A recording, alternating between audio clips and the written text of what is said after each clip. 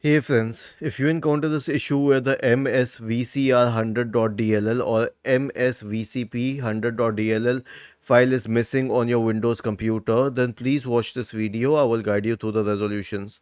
The first solution in such a case will be to install Microsoft C++ redistributable. Search for it in the Windows search bar and open the main website to download it. Scroll down and you'll find the x32 version or the x64 version. I mean, x86 was for 32-bit computers and x64 is for 64-bit computers. Download the appropriate one and install it on your computer. Mostly computers are 64-bit these days. Then click on install or repair depending upon the situation in your system. Okay, if this helps, well and good. In 99% cases, it will fix the problem. If not, then search for command prompt in the Windows search bar. Click on Run as Administrator.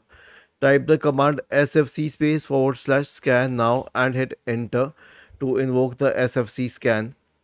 Was this helpful? If yes, then please subscribe to the channel.